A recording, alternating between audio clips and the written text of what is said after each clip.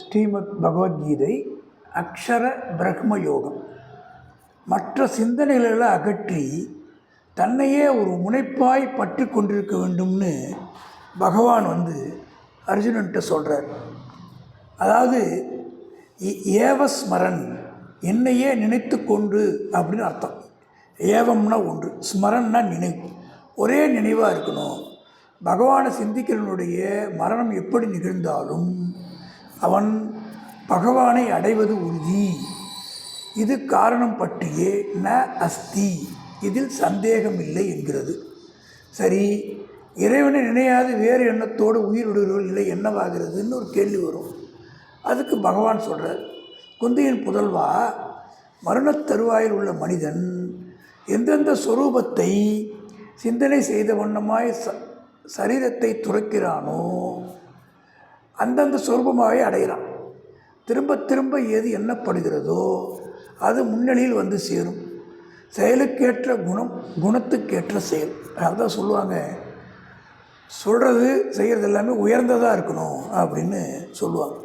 இந்த மனதை நல்லா வச்சுக்கணும். ஒரு உதாரணம், இந்த டொனால்ட் தங்கவேலுன்னு ஒரு நகைச்சுவை நடிகர், ஒரு சினிமா காட்சி ஷூட்டிங் நடக்குது. அப்போ அவர் பையனாக இருக்கிறவனை கெட்டு போங்கிற மாதிரி ஒரு வசனம் சொல்லி டைரக்டர் எழுதி கொடுக்குறாரு. அப்போ டொனால்ட் தங்கவேல் சொல்கிறாரு, அந்த மாதிரி நான் சொல்ல மாட்டேன், நான் மாற்றி சொல்கிறேன், ஆனால் அர்த்தம் அது வர்ற மாதிரி சொல்கிறேன் அப்படின்றார். அப்புறம் படத்தில் அவர் சொல்லும்போது சொல்கிறாரு, தம்பி, நீ என்னை மதிக்கலை, எனக்கு நீ எதுவும் செய்யலை, எங்கே இருந்தாலும் நீ நல்லா இருப்பா, நீ நல்லா இருப்பா அப்படின்றார். அப்போ அந்த வார்த்தை எது வந்தாலும் அது நல்லதாக தான் வரணும். எதிராளியை நம்ம காயப்படுத்தாமல் இருக்கணும்.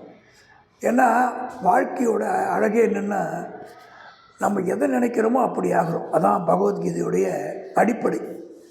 அப்போ இந்த இரண்டின் விளைவான எண்ணம் இவே மறுபிறவிக்கு காரணமாகும். செயலுக்கேற்ற குணம், குணத்துக்கேற்ற செயல், ரெண்டுமே. பகவானை அடைய விரும்புகிறவர் தன்னுடைய கடைசி நேரத்தில் பகவான் நினைத்து கொள்வது அவசியம். கடைசி நேரம் என்பது எப்போது வேண்டுமானாலும் வரலாம். என்னை நினைத்து கொண்டு போரில் இறங்கு என்று அர்ஜுனனுக்கு பகவான் ஆணையிடுகிறார். ஆகையால் அர்ஜுனா, எல்லா காலங்களிலும் என்னையே நினைத்து கொண்டு போர் புரி. மனதையும் புத்தியையும் என்னிடம் அர்ப்பணித்து விடுவதால் நீ சந்தேகமின்றி என்னையே அடைவாய். கடவுளை நினைப்பது போலவே கர்மத்தை செய்யும் கடமையையும் மனிதனுக்கு உண்டு. இது காரணம் பற்றி என்னையும் நினை, போரும் புரி என்றது. என்னை நினை, போரும் செய்யின்னு சொல்கிறார். இரண்டையும் எப்படி ஒரே நேரத்தில் செய்ய முடியுன்ற கேள்வி வரும். ஆர்வமும் பொறுப்பும் இருந்தால் அது சாத்தியம்தான். பகவானை இடைவிடாது சிந்திக்கும் போது மனதும் புத்தியும் அர்ப்பணிக்கப்பட்டுவிடும். பார்த்தா பயிற்சியான யோகத்தில் ஈடுபட்டு மனதை வேறு விஷயத்தில் செலுத்தாமல் பகவானையே சிந்தித்திருக்கும் மனிதன் மிகவும் உயர்ந்த ஒளி பொருந்திய புருஷனை, பரமேஸ்வரனை அடைகிறான். என்ன சொல்கிறார் பகவான்? பயிற்சியான யோகத்தில் ஈடுபட்டு அந்த யோகத்தில் இருக்கணும். மனதை வேறு விஷயங்களில் செலுத்தாமல் மனதை ஒருமுகப்படுத்தணும். பகவானை சிந்தித்திருக்கும் மனிதன் மிகவும் உயர்ந்த ஒளி பொருந்திய புருஷனை, அதாவது இறைவனை, பரமேஸ்வரனை அடைகிறான் அப்படின்னு சொல்கிறார்.